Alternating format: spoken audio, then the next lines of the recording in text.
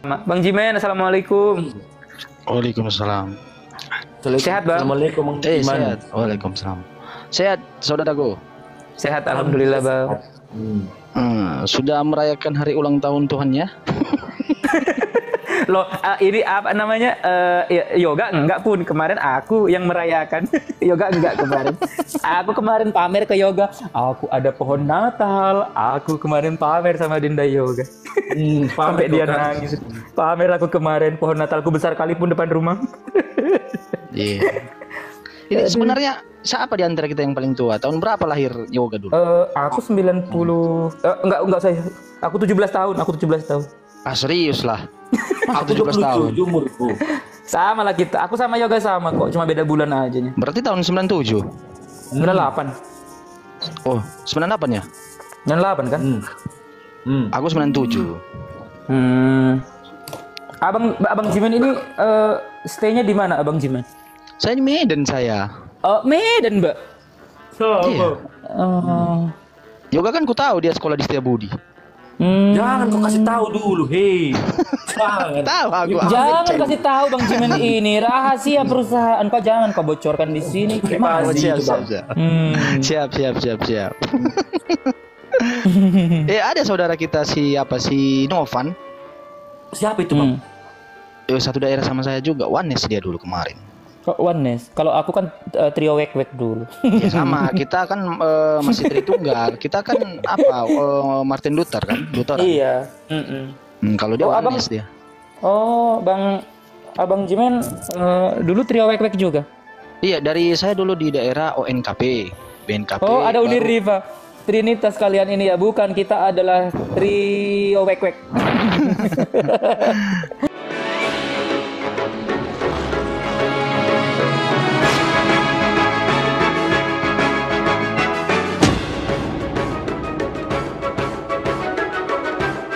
BNKP habis itu nyampe di Medan pindah ke GBI saya.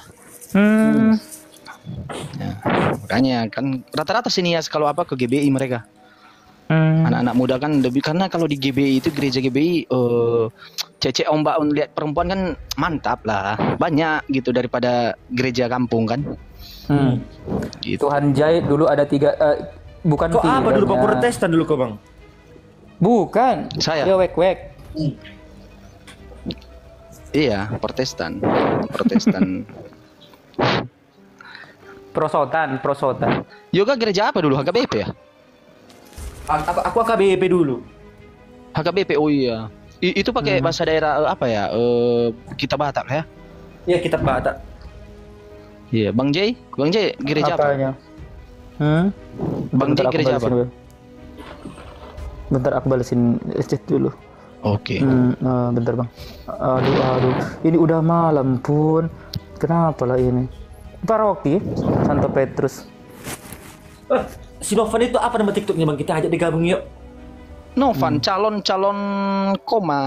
habis itu tanda tanya namanya. Apa? Kalau Novan, ya Novan kan udah kena tombak itu, calon kayaknya. Gitu. Aku sekarang nggak mau lagi aku pakai masker. Aku on cam gini aja sekarang. Penting dari diriku aja kan. Trio ubur-ubur katanya, trio ubur-ubur. Ya. Udah nggak takut aku.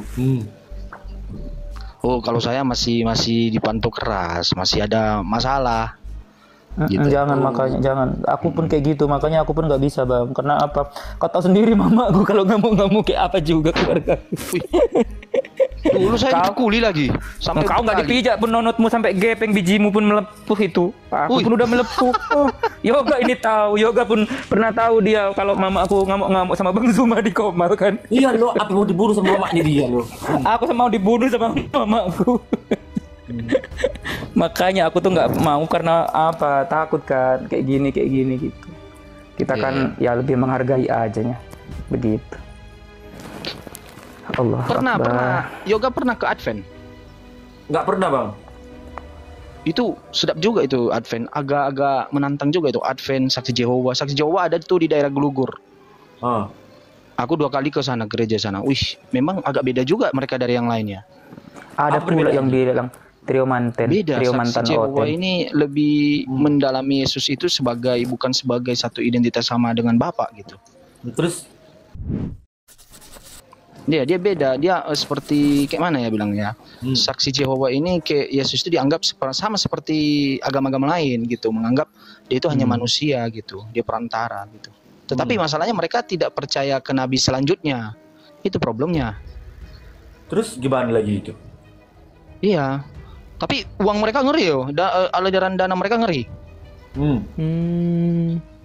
Ya iyalah, orang setan, dia bersekutu dengan setan kan. Jangan kok kayak gitu. Jangan kalau saya Memang Medan kalau ngomong kayak gitu, to the point. Makanya Emang kayak gitu jangan. kami kalau ngomong Jai, nggak bisa kami apa-apa kayak gitu. Apa adanya kami. Aduh. Oh dewa gitu nah. Ya kayak gitu-gitu kan Bang. Bang Jiman. Kayak babi ngepet gitu kan, bersekutu dengan setan. Bang Jiman udah belajar Iqra kayak gitu. Belajar Udah, juga. Iqra 4 dulu. Wih, alhamdulillah sama lah kita. Aku pun baru masuk Iqra 4. Susah, makin lama makin susah, bukan makin apa. Iya, susah. Iya memang kayak gitu, wajib karena kita kan tidak dari kecil, jadi daya ingat kita itu apa ya? Lemah gitu. Sampai pening pala aku Bang Jiman. Sampai pening pun. Ini pun aku sekarang panas sekali pala aku. Dikasih hafal. Iya. Iya, karena kalau di Saksi Jehovah, saya berapa kali tuh video. Mereka menyatakan bahwa Yesus itu bukan sebuah Tuhan gitu, sesembahan, tapi hanya dia itu diciptakan atau makhluk sesuai dengan Bible. Tetapi mereka tidak percaya tentang nubuat yang disampaikan Yesus lagi. Kan ada roh penolong setelah itu, roh penghibur. Itu. Saya banyak gereja saya jalani dulu, GBI, gereja Marinata. Ya, pernah yoga. Marinata nggak biasa. pernah, cuma AKB nggak pernah. Jangan bahas masa lalu. Iya, aku nggak mau sebenarnya bahas masa lalu. Saya pernah juga di gereja Batak Karo yang di daerah Pencawan. Saya pernah juga. Nah, saya naik di atas, saya gabung, nggak ngerti bahasanya bro. Serius nggak ngerti. Emang beda-beda. Iya, karena kan bahasa daerah dipakai. Sama kalau di BNKP kan ONKP bahasa daerah, AKBP kan ada bahasa daerahnya kan dipakai. Kami Batak Bang bahasanya. Iya, saya ngerti, saya tahu gitu. Pernah Natal juga. Tapi seru-serunya dulu kan kalau dekat Natal itu kan bukan Natal, Paskah ya, hari Paskah itu kan serunya dulu sama mereka. Entah dari mana lah adanya itu telur Paskah, nyari di pantai di masih ingat. Entah orang yoga sempat. Telur Paskah, kami nggak pernah pakai telur itu Bang. Oh ya, enggak ya, beda-beda ya. Abang Jimen. Iya. Coba dong Abang Jimen ceritakan ke aku tentang ada satu yang belum ku ini kan tahu kan, tentang hubungan Renaissance of Clarung the Dark Age sama kekristenan. Nah itu aja coba. Maksudnya kurang jelas saudara. Oh, kurang jelas suara aku. Itu Renaissance. Renaissance apa itu ya? The Dark Age, masa kegelapan itu. Masa kegelapan itu, The masa Dark Age itu gimana? Sama ini. Okay, aku kan lagi belajar itu kan. Kita kan lagi mengulik lagi tentang sejarah, bukan masalah ini sih. Aku cuma pengen tahu aja kayak gitu biar yang lain juga tahu kayak gitu. Abad kegelapan itu Bang. Iya, itu dulu hubungannya dengan kekristenan. Iya, dulu pada waktu itu di zaman Eropa itu kalau nggak salah jatuhnya kekaisaran Romawi kalau nggak salah Barat pada tahun 476 Masehi gitulah hingga reformasi Protestan tahun 1517. Jadi gereja itu tidak mengizinkan ilmu-ilmu lain, ajaran-ajaran lain selain ajaran yang diturunkan oleh gereja pada mula-mula. Apa itu gereja Katolik? Abad 14 sampai 17 ya, Bang? Iya. Nah, jadi ajaran kegelapan itu memang tidak bisa Bible itu dibuktikan secara sains. Satu poin. Kedua, tidak menerima ajaran-ajaran agama atau terbukanya agama lain. Intoleransi dong. Nah, itu maksudku. Intoleransi. Nah, mereka lebih parah dulu. Kalau ada yang bertentangan dengan gereja yang tidak sesuai itu dipenggal, itu dibunuh. Iya, di situ kan juga sejarah. Itu kan ada tantangan dan konfliknya, itu kan kritik terhadap korupsi dan penyalahgunaan kekuasaan gereja gitu. Betul. Nah, ada praktek politik uang di dalam. Betul. Itu kan.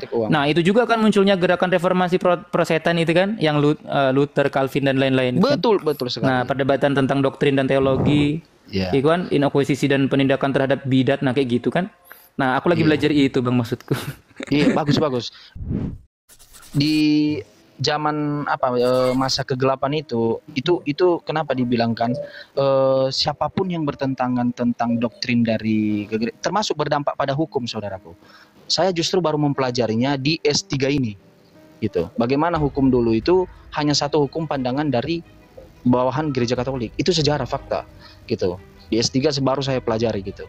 Jadi hukum-hukum itu tidak menerima hukum-hukum lain gitu, kayak hukum Islam, hukum dunia Timur Tengah. Tidak bisa hukum secara apapun yang melenceng dari ajaran gereja di bawah pengawasan gereja itu tidak bisa diterima. Itu justru dimatikan gitu pergerakannya gitu. Dan pada zaman itu memang ilmu pengetahuan tidak maju pesat. Makanya dibilang masa kegelapan gitu. Tidak ada kemajuan.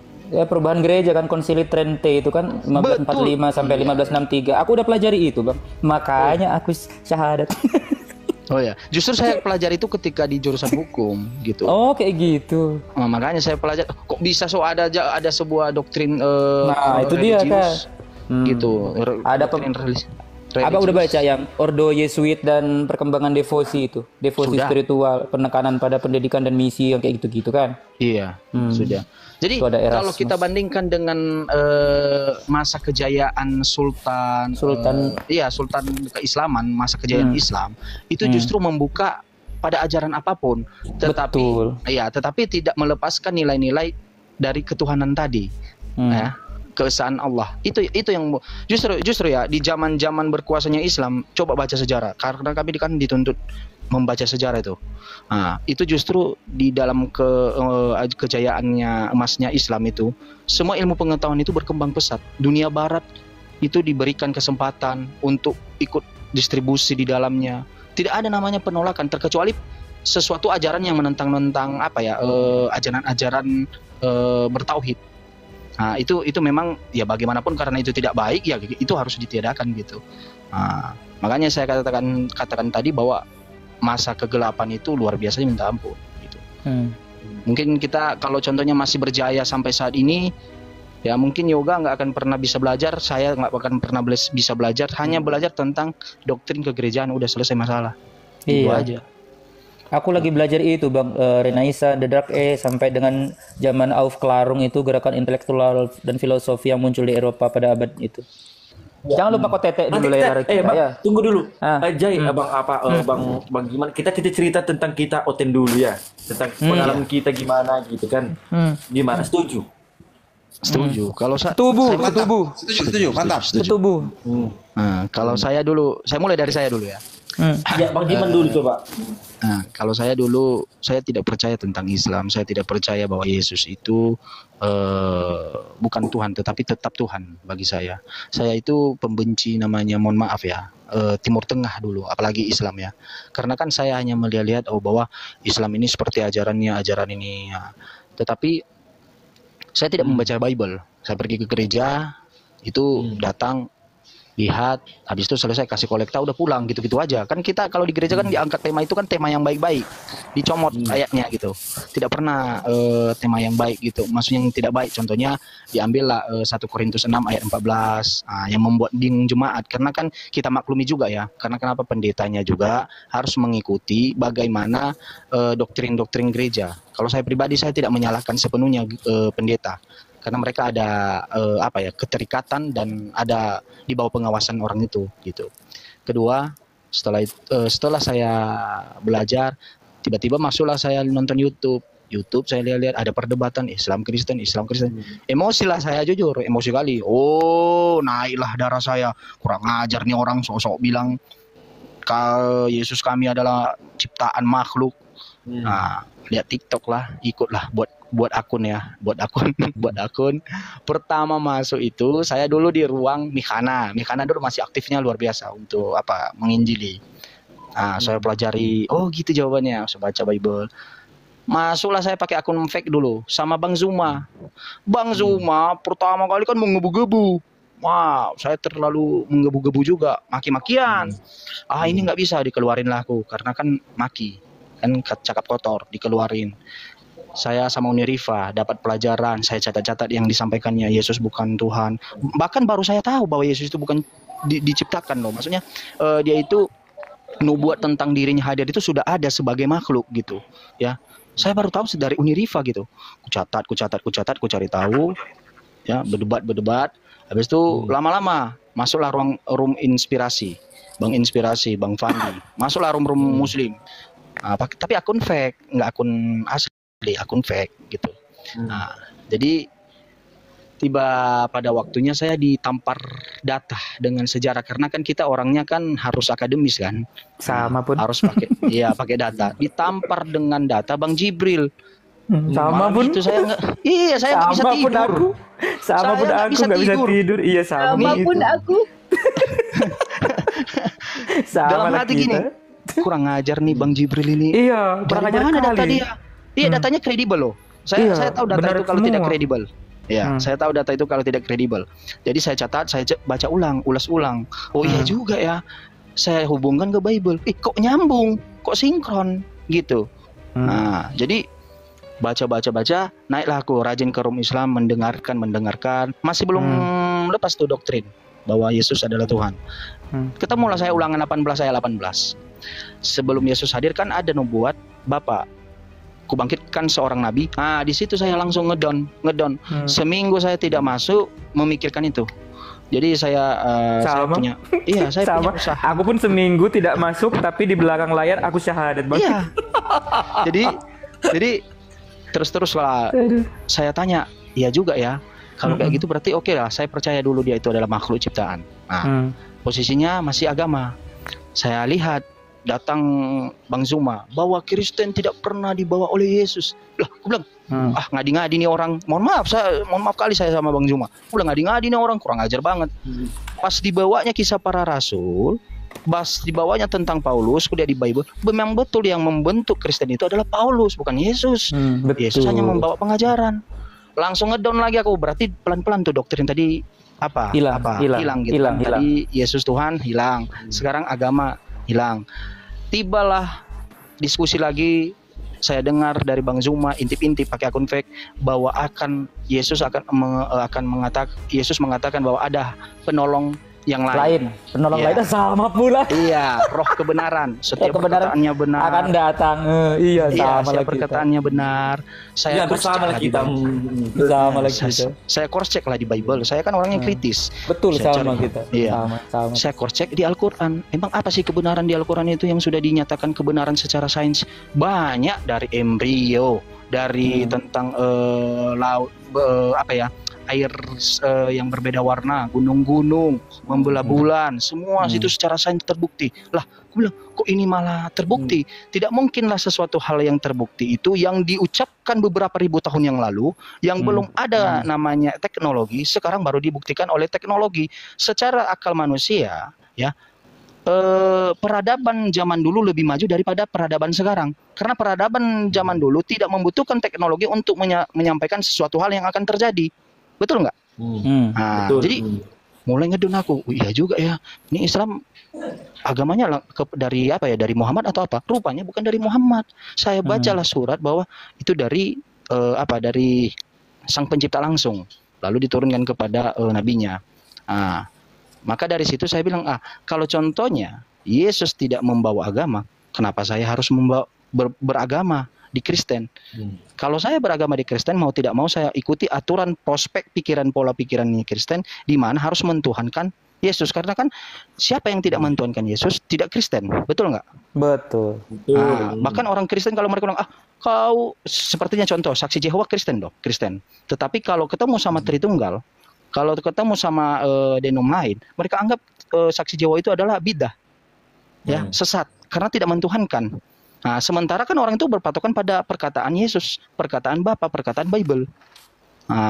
Maka dari situ, udah, ini tidak benar, ini harus dilepaskan dulu. Saya tidak perlu beragama. Kalau saya pengikut Kristus sejati harus meyakini dia pertama sebagai makhluk ciptaan, dia itu datang dari Bapaknya, dia hanya sebagai utusan, apalagi di Yohanes 4 ya. Yohanes 4 kan sudah dikatakan Yesus bahwa menyembah itu dalam bentuk roh. Dalam bentuk roh itu berarti tidak berdaging, tidak bertulang, dan tidak berdarah. Betul atau tidak? Betul. Jadi saya ketemu di apa kan ajaran Yesus dikatakannya bahwa kita menyembah itu dalam bentuk harus berbentuk sesuatu hal itu yang kita sembah itu tidak terlihat. Yohanes 4 ayat 24. Ya Bapa itu roh dan barang siapa menyembah dia harus menyembah dalam roh dan kebenaran. Berarti harus roh yang benar. Tidak boleh roh yang berwujud. Itu tidak benar. Roh berdaging itu tidak benar, ya kan? Saya lihat definisi di dalam studi kamus Bible, roh itu dalam penjelasan roh itu apa? Rupanya tidak berdaging, yaitu sesuatu hal yang tidak terlihat kasat mata. Sama dengan ajaran samawi. Ya kan? Lah, kok bilang kok nyambung ini ke sana, ya kan? Kok nyambung. Ini maksudnya apa ini? Aku bilang, udah kan? Jadi saya sudah dapat garis besarnya. Ya sudah. Seminggu baca di sanalah diam-diam saya banyak penolakan sama keluarga. Ya di sanalah diam-diam. Habis itu balik ke Medan di rumah Bang Inspirasi mentaklikkan kembali gitu. Jadi begitulah kira-kira. Kalau soal Bang Mariam tadi, Bang Mariam sebelumnya dia berpindah, saya itu debat habis loh sama dia karena dia yang ketika saya taklikkan kembali, kebetulan dia ada juga di room yang sama dengan saya. Ya, dia mengatakan hal demikian seperti ini. Kau benar-benar tidak mengikuti Yesus atau tidak ini? Nanti kau itu dibayar atau apa? Sempat diturunkan juga dia gitu. Bang Mariam gitu. Jadi sempat debat berapa kali ya? Ada 3 kali 4 kali pertemuan lah kami Bang Mariam debat. Dia masih mempertahankan gitu. Tidak lama dia yang mengucapkan gitu. Dia yang mengatakan perpindahan. Lalu pada saat itu masih sinis, jujur. Saya tiap ada yang berpindah saya sinis. Mohon maaf ya. Kalau saya saksikan ya. Pertama, Novan saja sampai hari ini tidak 100%. Saya jujur, kalau dia naik di atas biarkan naik. Tidak 100% saya percaya sama dia bahwa dia itu benar-benar sudah mengerti tentang Yesus. Saya tidak percaya. Saya tidak percaya bahwa dia mengerti tentang Al-Qur'an. Serius. Jadi saya masih sinis, masih ada ketidakpercayaan sama dengan Bang Mariam dulu, gitu. Abang masih sinis kah sama Yoga dan sama aku? Nanyalah aku. Kalau saya kan menyaksikan kalian, jadi jejak rekam kalian tidak, gitu. Jejak rekam kalian tidak. Kalau si Bang Mariam dengan Inovan, itu kan sering debat sama saya, gitu. Sering diskusi. Kau tengok ini data-dataku. Kau tengoklah ini. Sama ini, lah. ini data-dataku sebelum aku syahadat. Kau tengok data-dataku. Tengok data-dataku. Aku bawa ini pun. Lihat nih. Bang. Yang penting udah pada sembuh. Iya. Sama. Kau tengok ini data-dataku ya. Jadi gini saudaraku, kenapa saya sinis? Ada alasannya. Di daerah saya orang itu yang pindah itu pasti tujuannya lain. Walaupun mereka mengatakan karena pencipta langit dan bumi, karena meyakini ini. Tetapi pada dasarnya dia mau nikah, ada uang di situ, ya kan? Tiba-tiba ketika sudah tercapai apa tujuannya dia pindah. Balik lagi. Betul. Di daerah saya banyak seperti itu. Bahkan ada yang berpura-pura masuk pada agama tertentu, lalu menikah kepada perempuan itu, lalu tiba-tiba ketika dia sudah nikah, balik lagi. Ada. Di daerah kami banyak seperti itu di Nias. Mohon maaf Aki, banyak kali. Tempat kami juga banyak itu Bang. Rata-rata ada kayak gitu. Banyak. Makanya saya sinisnya luar biasa. Sinisnya kenapa? Saya tahu biografi tempat tinggal saya. Makanya ketika dibilang Novan mualaf, saya selalu ngechat di bawah. Tolong dikawal aja. Selalu dikawal, selalu dipantau. Karena kenapa? Saya ngerti. Ya psikologi orang-orang seperti itu kalau memang tidak benar-benar mereka akan back kembali gitu. Tetapi ya mudah-mudahan si Novan tidak seperti itu ya, karena kita harus seuzon, ada praduga, ada juga praduga baik. Maksudnya seuzon baik penting juga ya, seuzon baik karena ya seuzon tidak baik juga itu perlu juga, karena kenapa? Kewaspadaan kita.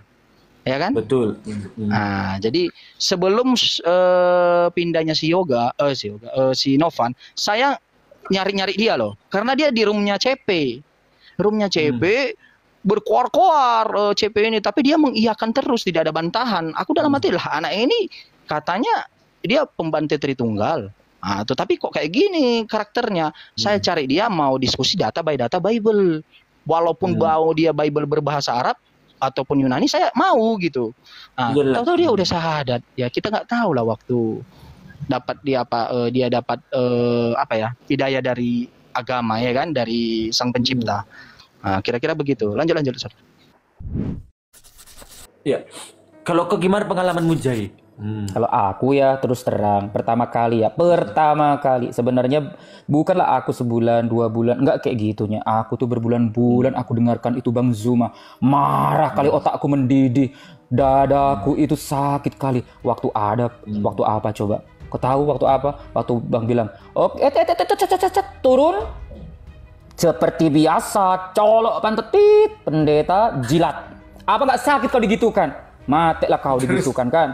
Nah, sementara oke lah itu udahlah kayak gitunya. Nah, setelah itu nggak mungkin kayak gitu kan. Pak Yesus itu beneran Tuhan loh. Aku catat lah semua data-data kan di Alkitab pun ada kan.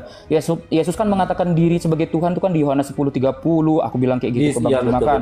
9-10 Yesus menggunakan gelar anak Allah. Matius 3:17, Markus 1:11. Yesus memiliki otoritas ilahi. Matius 9-6, Markus 2:10. Nah, ada pula itu doktrin gereja Konsili Nikaia 325 Masehi itu menetapkan Yesus sebagai Tuhan dan anak Allah. Nah, ini Bang Jiman yang lebih tahu nih. Konsili Konstantinopel itu 381 Masehi itu mengukuhkan doktrin Trinitas itu kan. Ya kan kalau aku kan Katolik kan ya. Terus dogma inkarnasi itu 451 Masehi. Iya.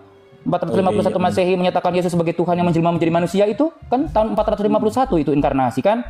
Nah, banyak lah itu kan. Terus Yesus memiliki sifat-sifat ilahi, kekuasaan, kehadiran, kemahatauan. Yesus melakukan mukjizat-mukjizat, Matius 9:28. Markus 1:23-26 semualah itu aku bawa semuanya kan kayak gitu. Dan yang terakhir ya pasti keyakinan pribadi lah kayak gitu kan ya. Nah, ternyata aku buka data ya. Aku buka data nggak apa-apa ya Yoga ya. Nggak apa-apa, memang wajar itu kan. Nah, jadi aku tuh nggak main-main kayak gitu kan ya. Nah, dari mana aku dapat? Nah, nggak bisa ya dibesarin ini ya. Nah ini kan, ini semua data, ini ku catat semuanya. Ternyata Bibleku ini, makanya kalau orang naik, ya bacalah kau Bible ini. Nah ternyata semua itu yang kita pelajari itu, Yesus yang datang ke Paulus dengan Yesus yang datang ke Bani Israel, itu kan nggak sama kan? Nah, iya, bukalah Bang Zuma bilang apa coba? Nah, di Galatia berapa? Galatia 3, nah Galatia 3 ya nih. Galatia 3:13. Apa bunyinya? Ini ya kan selalu aku baca-baca. Kristus telah menebus kita dari kutuk hukum Taurat dengan jalan menjadi kutuk karena kita. Sebab ada tertulis terkutuklah orang yang digantung pada kayu salib. Mana mau aku menyembah orang itu. Langsung yang selanjutnya ada pun di Galatia 1:13 kayak gini kan. Nih, dari mulai 11 aku baca ya. Bagaimana Paulus menjadi rasul nih? Sebab aku menegaskan kepadamu saudara-saudaraku bahwa Injil yang kuberikan Injil yang kuberikan tak akan itu bukanlah Injil manusia. 12. Karena aku bukan menerimanya dari manusia. Nah, berarti kan dia dari mana dia nerima kalau bukan dari manusia, sementara Yesus itu manusia. Kayak gitu kan. Iya, betul. Nah, hancurlah otakku berserak kan.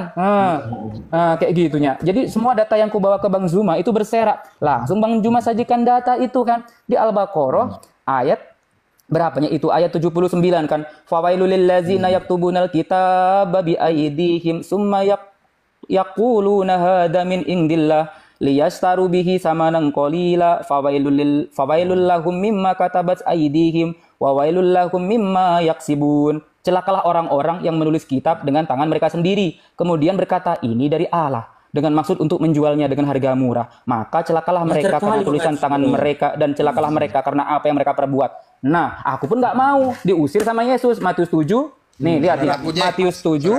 Saya potong. Jangan panggil Allah kalau Allah. Iya, masih ke bawah-bawah, kebiasaan. Ya, aku juga dirubah pelan-pelan ya. Iya. Dirubah pelan-pelan ya. Maaf. Apa saudara?